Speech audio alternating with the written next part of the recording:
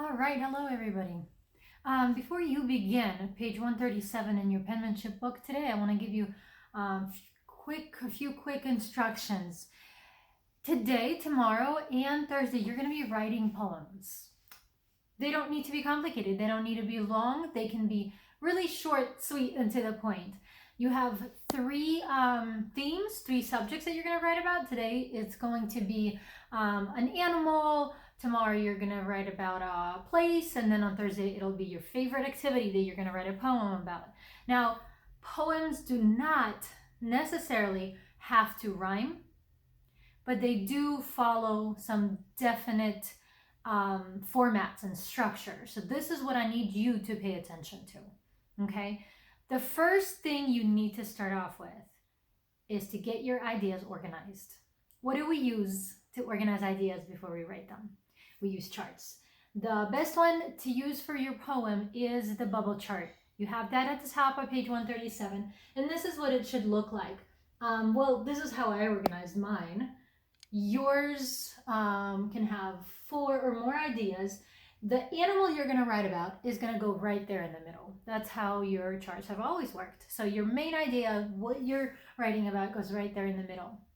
After that, you're going to write little ideas about that animal, information, pieces of information that you think you could use in your poem.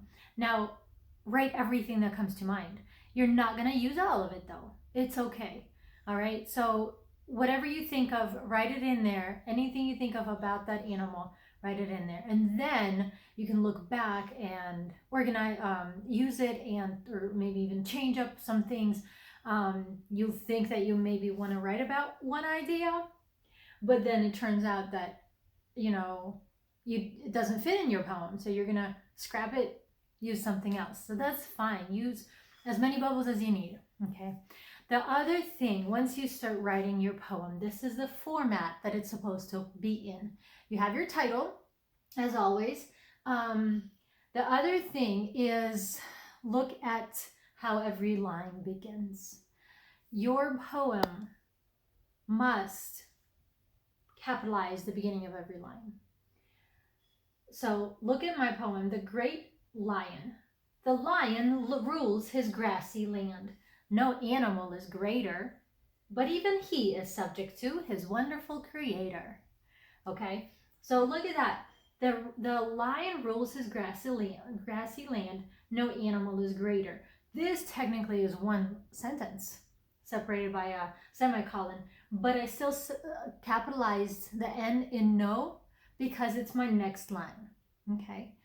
But even he is great, subject to his wonderful creator. Technically, in this sentence, his would not have been capitalized if it was just a sentence, but because it's my poem, the first word in every line must be capitalized. Okay, so you will have to break down your thoughts, your sentences into lines. If they rhyme, do you see how greater and creator rhymes? If they rhyme, that's great. Okay, see if you can get your poems to rhyme. That would be wonderful. Now, the other thing I wanted to talk to you about is they don't necessarily have to be full sentences. They can be phrases. But those phrases have to make sense. And well, that's about it. So organize your ideas. Every time, every day that you're going to write a poem, you're going to organize your ideas around your main subject. Today it's your animal. Tomorrow it's a place, your favorite place to be or to go or think about vacations or, time you want to spend. It could be heaven. Now, and your third one will be your favorite activity. So organize it, draw your thoughts or ideas in the bubbles. And then once you start writing it, the title, and then every sentence on its own line with the lines capitalized. You don't, you can rewrite them. Say if you wrote it, then crossed out some stuff, rewrite it. Underneath, you have 2 pages, 137, 138 to work on, and then just take a picture of your final product and send it to me. Yeah, and it is due today. You're not going to have days and days to do this. This poem is due today. Place poem is due Wednesday, and so on.